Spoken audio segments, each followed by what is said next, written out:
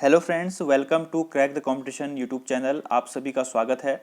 आज की इस वीडियो लेक्चर में हम रीजनिंग का एक महत्वपूर्ण प्रैक्टिस सेट आपके साथ डिस्कस करेंगे, जो कि हमारे आने वाले बीएसएफ, सीआईएसएफ, एसएससी जीडी और दिल्ली पुलिस कांस्टेबल के एग्ज़ाम्स के लिए काफ़ी महत्वपूर्ण है। दोस्तों, आज की इस वीडियो लेक्चर में हम एनालॉगी, ऑड वन आउट और मिसिंग नंबर प्रॉब्लम से संबंधित कुछ क्वेश्चंस आपके साथ सॉल्व करेंगे। दोस्तों, ये टॉपिक एग्ज़ाम में 10 से 15 नंबर तक कवर करते हैं, इसीलिए ये सेशन हमारे लिए इम्पोर्टेंट है। सभी क्वेश्चंस आपको हिंदी और इंग्लिश दोनों लैंग्वेज में अपीयर होंगे और इनकी पीडीएफ फाइल के लिए आप हमारे टेलीग्राम ग्रुप या फिर व्हाट्सएप ग्रुप को ज्वाइन कर सकते हैं। उनका लिंक डिस्क्रिप्शन बॉक्स में दिया हुआ है। दोस्तों, सबसे पहले हम एनालॉगी के कुछ क्वेश्चन सॉल्व करेंगे, उसके बाद odd one out, then last में मिसिंग नंबर प्रॉब्लम्स। इसीलिए वीडियो अंत तक इम्पोर्टेंट है, वीडियो को स्किप मत कीजिएगा। शुरू करते हैं आज का पहला प्रश्न। दोस्तों, एनालॉगी का पहला प्रश्न है न्यूमिज्मेटिस्ट रिलेटेड टू कॉइन्स। दोस्तों, जो कॉइन कलेक्ट करते हैं उनको न्यूमिज्मेटिस्ट बोलते हैं, ठीक है। जिनकी हॉबी सिक्कों को कलेक्ट करना होता है उनको न्यूमिज्मेटिस्ट बोला जाता है। तो इसी प्रकार का एक जो रिलेशन है वो हमारे ऑप्शंस में होगा। तो इसका राइट आंसर क्या हो जाएगा? जो फिलेटिस्ट होते हैं दोस्तों, फिलेटिस्ट जो स्टैम्प्स यानी कि जो टिकट होते हैं, आप यहाँ पर देख सकते हैं, उनका कलेक्शन करते हैं। तो जिस प्रकार न्यूमिज्मेटिस्ट सिक्के से संबंधित होगा, उसी प्रकार जो फिलेटिस्ट होगा दोस्तों, वह स्टैम्प से संबंधित होगा। तो ऑप्शन नंबर सी इसका राइट आंसर है। तो हमको एनालॉगी में रिलेशन स्टैब्लिश करना पड़ता है, ठीक है ना। चलिए बढ़ते हैं अगले प्रश्न की ओर। दोस्तों, अगला प्रश्न है flow is related to river in the same way stagnant is related to which. यानी कि अगर जब पानी नदी में होता है तो वह फ्लो करता है, यानी बहता है, उसमें प्रवाह होता है, ठीक। जब वाटर रिवर में होता है तो फ्लो करता है। और दोस्तों, जब वाटर पूल में होता है, ऑप्शन नंबर डी इसका राइट आंसर हो जाएगा। तो stagnant is related to pool. तो आपने देखा होगा स्विमिंग पूल में वाटर क्या रहता है? स्टैग्नेंट रहता है, स्थिर रहता है, ठीक। So stagnant is related to pool, option number D is right answer. तो उम्मीद करता हूं आप वीडियो को क्वेश्चंस को समझ रहे होंगे। बढ़ते हैं अगले प्रश्न की ओर। दोस्तों, अगला प्रश्न है odometer is related to mileage. तो compass is related to which. दोस्तों, ओडोमीटर जो हमारी गाड़ी होती है उसमें जो मीटर लगा हुआ होता है, जो स्पीड को दिखाता है, जिससे हमें पता चलता है कि हमारी गाड़ी कितना माइलेज दे रही है, उसे ओडोमीटर बोला जाता है। उसे क्या बोला जाता है? ओडोमीटर बोला जाता है। तो उसी प्रकार आपने कंपास देखा होगा, जिसको हिंदी में दिक्पात कहते हैं। दोस्तों, कंपास जो है वह डायरेक्शन को शो करता है। जिस प्रकार ओडोमीटर माइलेज को शो करता है, in the same way compass is related to direction. Option number C is right answer. तो दोस्तों, ये बेसिक रिलेशंस हैं, ये आपको पता होने चाहिए और एग्जाम में एनालॉगी से संबंधित कम से कम 5 क्वेश्चंस पूछे जाते हैं। चलिए अगला प्रश्न है दोस्तों, 7 is related to 48, so 11 is related to which. ठीक है, किसी एक पर्टिकुलर पैटर्न में 7 जो है वो 48 से रिलेटेड है, तो 11 किससे रिलेटेड होगा? दोस्तों, 7 और 48 के बीच का हम रिलेशन निकालते हैं और वही रिलेशन हम 11 और 11 और जो हमको निकालना है उसमें हम क्या करेंगे? अप्लाई करेंगे, ठीक। तो दोस्तों, 7 से 48 कैसे बन सकता है? देखिए, 7 स्क्वायर माइनस 1 इक्वल टू 48, ठीक है। एक पैटर्न बना दिया हमने कि 7 का स्क्वायर माइनस 1 इक्वल टू 48। इसी प्रकार से दोस्तों 11 का स्क्वायर माइनस 1 कितना हो जाएगा? 11 का स्क्वायर होता है 121, यानी कि 121। तो 121 minus 1 equal to 120। Option number A इसका राइट आंसर, ठीक है।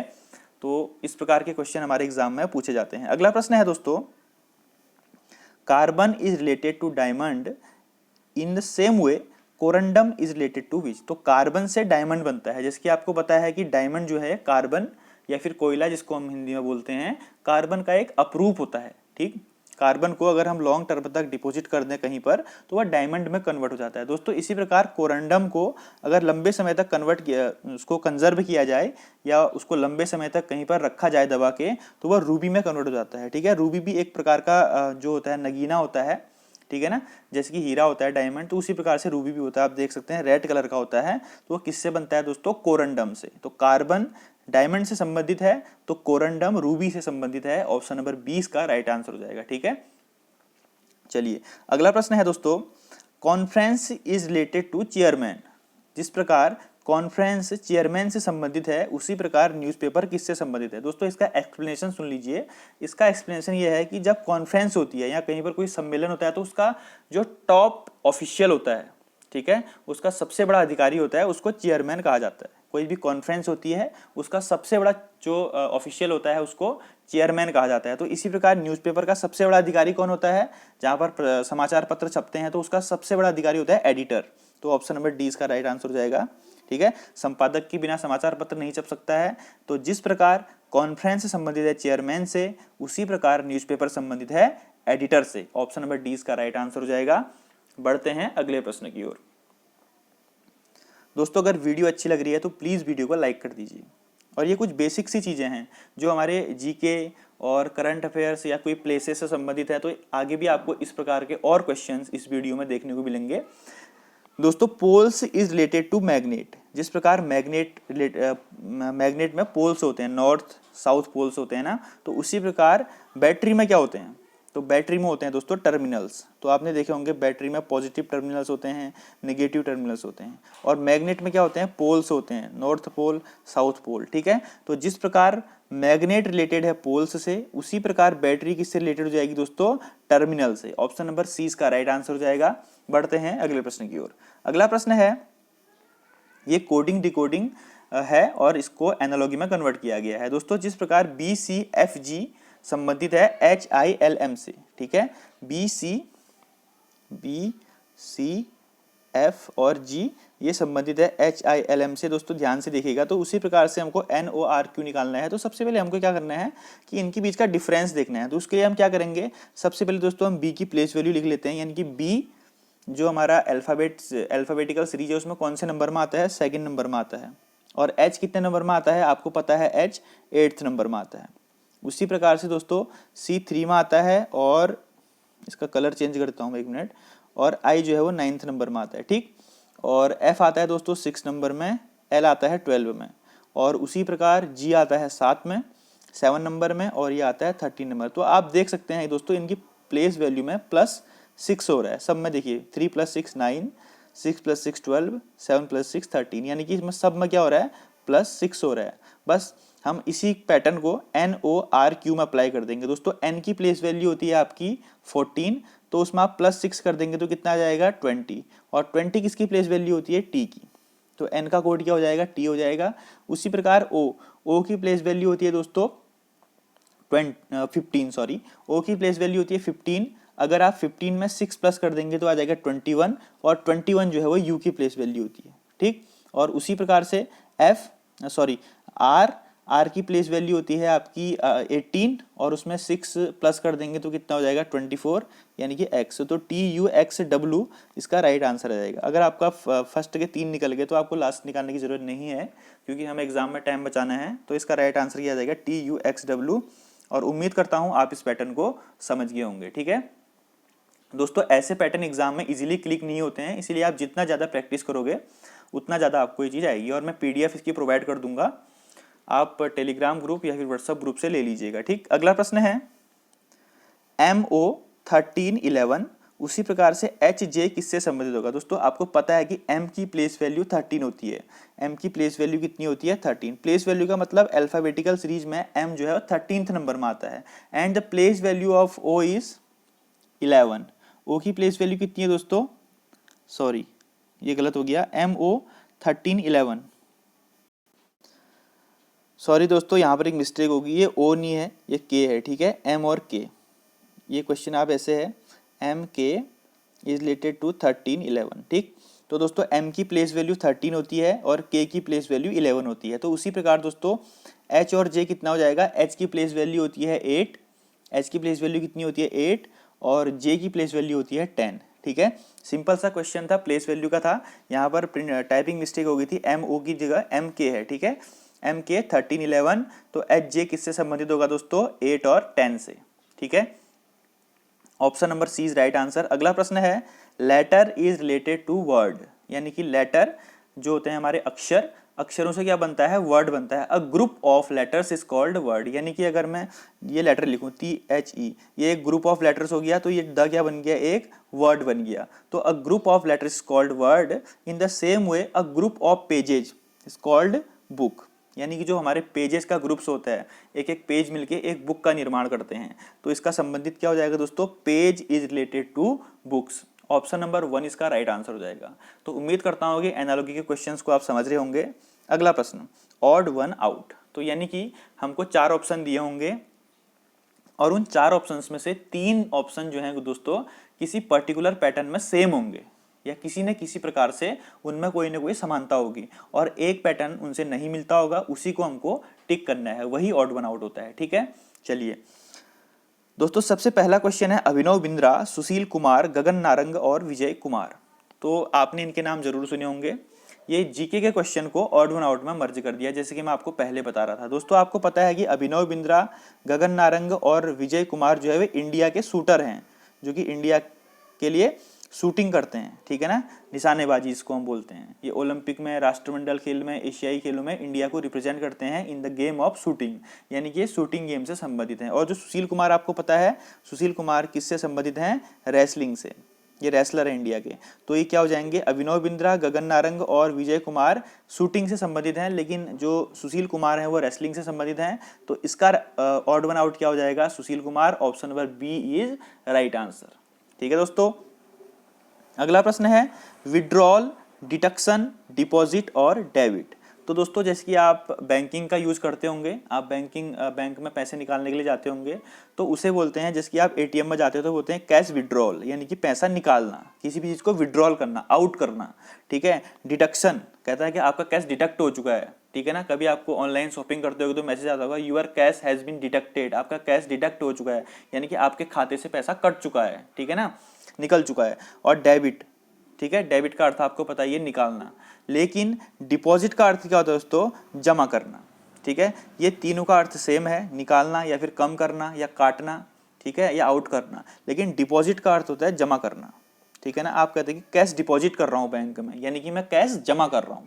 ठीक, तो ये ऑप्शन नंबर सी इसका odd one out right answer हो जाएगा। जो दोस्तों अगला प्रश्न है, गैलन, पाउंड, टन, किलोग्राम्स, ये सब मेजरमेंट की यूनिट्स हैं।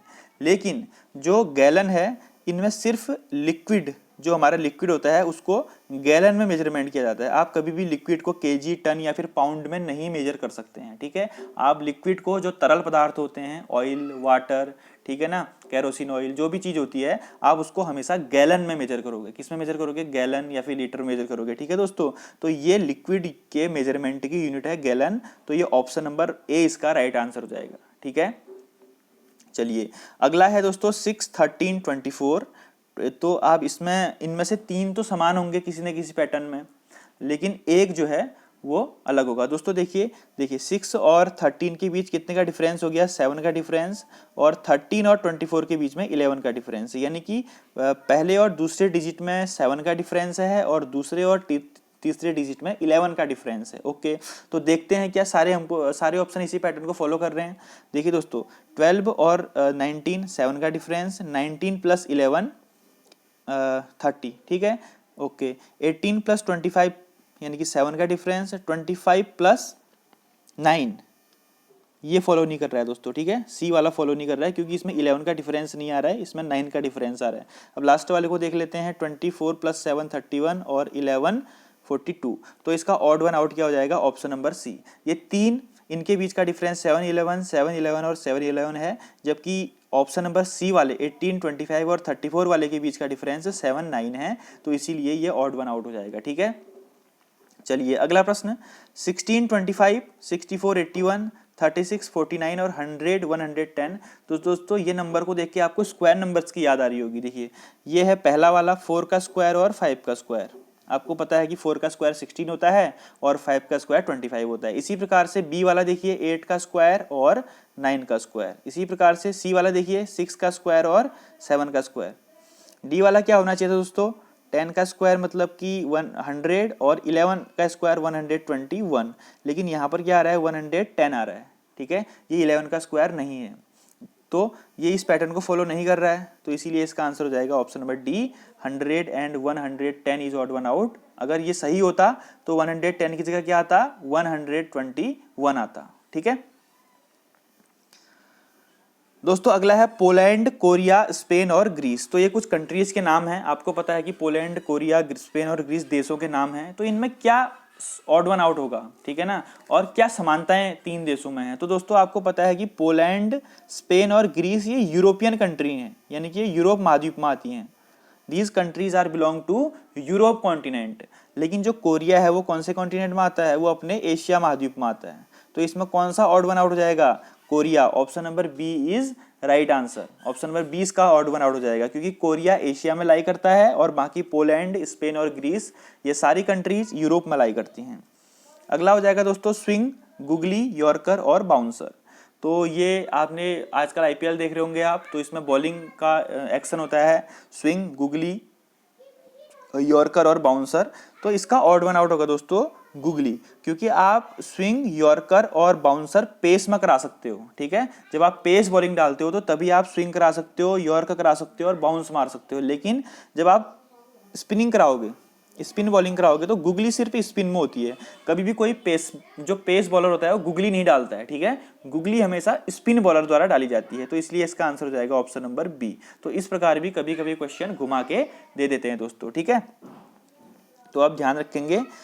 इस क्वेश्चन को आप खुद कीजिएगा, इसका आंसर कमेंट बॉक्स में आप मुझे बताइएगा। ठीक है, इजी लेवल का है, आप बता सकते हैं आराम से, इसको कोई दिक्कत नहीं है इसमें। तो इसका आंसर कमेंट बॉक्स में जरूर मेंशन कीजिए। ठीक है ना, और दोस्तों ये भी आप कमेंट बॉक्स में मेंशन कीजिएगा इसमें क्या ऑड वन आउट है। ठीक है, ये दो क्वेश्चन आपके क्या हो जाएंगे, होमवर्क के लिए हो जाएंगे। अब हम इसके बाद शुरू करते हैं मिसिंग नंबर प्रॉब्लम्स। इसके बाद क्या शुरू करते हैं हम दोस्तों, मिसिंग नंबर प्रॉब्लम्स। आप इन दो क्वेश्चन को स्क्रीनशॉट ले लीजिए, इनको आप मुझे कमेंट बॉक्स में बताएंगे कि इनमें कौन सा ऑड वन आउट है। ठीक है ना, चलिए अब हम बात करते हैं मिसिंग नंबर प्रॉब्लम्स की।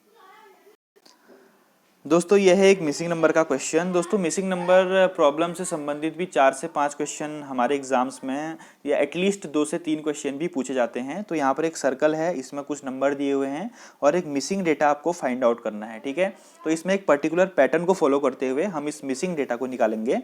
देखिए दोस्तों 4, 9, 20, 43 और 90, तो ये नंबर्स अपने आप में डबल हो रहे हैं। जैसे कि आप देख पा रहे हैं कि 4 2 जा 8 प्लस 1 इक्वल टू 9। तो इसी प्रकार से 9 2 जा 18 प्लस 2 इक्वल टू 20। ठीक है, उसी प्रकार से 20 2 जा 40 प्लस 3 इक्वल टू 43। तो देखिए दोस्तों 9 इंटू 2 प्लस 2 इक्वल टू 20। इसी प्रकार से 20 मल्टीप्लाई 2 प्लस 3 इक्वल टू 43। तो यहाँ पर हमारे 1 2 3 प्लस में नंबर चेंज हो रहे हैं। ठीक, उसी प्रकार से दोस्तों 43 इंटू 2 ये हो जाएगा आपका 86 प्लस 4 इक्वल टू 90। दोस्तों अब क्या आएगा हमारे यहाँ पर 90 मल्टीप्लाई 2 प्लस 1 2 3 4 5, तो ये आ जाएगा 185। तो मिसिंग डेटा की जगह क्या आ जाएगा हमारा 185। ठीक है दोस्तों, उम्मीद करता हूँ आप इस पैटर्न को समझ गए होंगे। अगर एग्जाम में आएगा तो बिल्कुल आप इसको कर ले जाएंगे। अगला प्रश्न दोस्तों, अगले प्रश्न थोड़ा कॉम्प्लिकेटेड सा है, ज़्यादा नंबर है, लेकिन मैं आपको इसको इजी तरीके से बताऊंगा। बहुत इजी है, ठीक है, कोई टेंशन लेने की आवश्यकता नहीं है। दोस्तों हमको इसमें क्या करना है कि सबसे पहले जो हमारे सर्कल के नीचे वाले पार्ट के नंबर हैं उनको मल्टीप्लाई करना है। ठीक, देखिए 9 8 जा कितना होता है 72, माइनस, और हमको जो ऊपर वाले पार्ट के हैं, सर्कल के ऊपर वाले पार्ट के जो नंबर है उनको प्लस करना है। तो ये कितने हो जाएंगे 7 5 12 का 2 कैरी 2, और ये हो जाएगा दोस्तों 3 + 1 4, और दोनों को माइनस कर देना है। तो जो नीचे का रिजल्टेंट आया मल्टीप्लाई करके और जो ऊपर का रिजल्टेंट आया प्लस करके, इन दोनों को हम माइनस करेंगे तो हमारा मिडिल का नंबर निकल जाएगा दोस्तों। ये 32 होता है, सॉरी, ठीक है, 15 + 17 32 होता है। तो ये हो जाएगा यहाँ पर 40, बीच का नंबर निकल गया। अब देखिए दोस्तों इसी प्रकार से हम अगले वाले का भी पैटर्न देखते हैं। नीचे जो सर्कल के नीचे वाला पार्ट है उसको मल्टीप्लाई करेंगे, 36 आ जाएगा, माइनस जो सर्कल के ऊपर का पार्ट है उसको प्लस करेंगे और दोनों को माइनस कर देंगे, यानी कि 6 + 2 8, तो ये कितना आ जाएगा हमारा 28। ठीक, तो इसी पैटर्न को हम अपने क्वेश्चन में अप्लाई कर देते हैं दोस्तों। 13 4 जा होता है 52, माइनस 23 और 28 को प्लस करेंगे तो ये आ जाता है हमारा 51। तो हमारा मिडिल में कितना नंबर आएगा 1। ठीक है, हमको क्या करना था फिर से सुन लीजिए। नीचे वाले सर्कल के जो नीचे पार्ट के नंबर हैं उनको मल्टीप्लाई करना था, और जो सर्कल के ऊपर के पार्ट के हैं उनको प्लस करना था, और फिर दोनों को माइनस कर देना था, तो हमारा मिडिल का नंबर निकल जाता। तो हमारे बीच में यहाँ पर क्या आ गया, मिसिंग डेटा की जगह 1 इज राइट आंसर। ठीक है दोस्तों, तो ये पैटर्न था। अगला प्रश्न है दोस्तों, यहाँ पर देखिए एक टेबल के फॉर्म में हमको कुछ डेटा दिया हुआ है और यहाँ पर हमको एक मिसिंग डेटा दिया हुआ है। तो इसको हम कैसे करते हैं दोस्तों, ध्यान से देखिएगा। इसमें आपको दिख रहा है 72, 24, 6, 96, 16, 12, तो कुछ समझ में भी नहीं आ रहा है। तो इसका पैटर्न क्या होगा दोस्तों, देखिए यहाँ पर 72 पहला नंबर है अपॉन 6। 72 को हमने 6 से डिवाइड किया और 2 से मल्टीप्लाई कर दिया, ये हमने पैटर्न डेवलप कर रहे हैं, तो ये आ गया 24। अब दोस्तों इसी पैटर्न को हम सेकंड में अप्लाई करते हैं। 96 divided by 12 into 2 equal to, ये कितना हो गया, 2 से गया 6 बार, 6 16 आ गया। ठीक है, तो इसी को हम, ये हमारा पैटर्न अप्लाई हो रहा है। अब हम इसको अपने क्वेश्चन में अप्लाई कर देते हैं। 100 अपॉन 18 इंटू 2, यानी कि 2 9, 9 1 जा 9 और 9 2 जा 18। तो दोस्तों यहाँ पर कितना आ जाएगा, 12 आ जाएगा। मिसिंग डेटा की जगह कितना आ जाएगा, हमारा 12 आ जाएगा। हमने क्या किया, जो पहला नंबर था उसको तीसरे से डिवाइड कर दिया और 2 से मल्टीप्लाई कर दिया, तो हमारा मिडिल का नंबर निकल गया, आंसर हमारा निकल गया। उम्मीद करता हूँ आप इस पैटर्न को समझ गए होंगे। अगला है दोस्तों, ये देखने में कॉम्प्लिकेटेड लग रहा है लेकिन है बहुत ईजी। देखिए 15 2 जा 30, ठीक है। उसी प्रकार से 2 7 जा 14, 7 9 जा 63। तो क्या करेंगे, 9 15 जा 15 9 जा कितना होता है, 135। ठीक है, इजी था, कुछ भी नहीं था। क्या करना था, देखिए यहाँ से इसको मल्टीप्लाई किया तो 13 आ गया, और सेकंड से थर्ड को किया तो ये नंबर आ गया, यहाँ से इसको किया तो ये नंबर आ गया, देन फिर हमने 15 से 9 को किया तो 135 आ गया। ठीक है, चलिए अगला तो दोस्तों आप खुद कीजिएगा, बहुत ईजी है, कुछ नहीं करना है। यहाँ पर इन दोनों की प्लेस वैल्यू को माइनस कर देना है। ठीक है, एस और डी की जितनी प्लेस वैल्यू होगी उसको माइनस कर देंगे, जे और टी की जितनी प्लेस वैल्यू होगी उसको माइनस कर देंगे। तो ये 3 क्वेश्चन आपके होमवर्क के लिए हो गए। आप इनका आंसर कमेंट बॉक्स में लिख के जरूर बताइएगा। दोस्तों ये क्वेश्चन हमारे एग्जाम में पूछे जाते हैं, इसलिए मैंने वीडियो बनाई ताकि आपको एग्जाम में कोई कन्फ्यूजन ना हो या फिर प्रॉब्लम ना हो। Thank you, have a nice day, thanks for watching. अगर आप चैनल पर नए हैं तो प्लीज़ सब्सक्राइब कर देना और नोटिफिकेशन बेल आइकन को दबा देना ताकि आपको आने वाली वीडियोस की अपडेट्स मिलती रहे। थैंक यू, जय हिंद, जय भारत।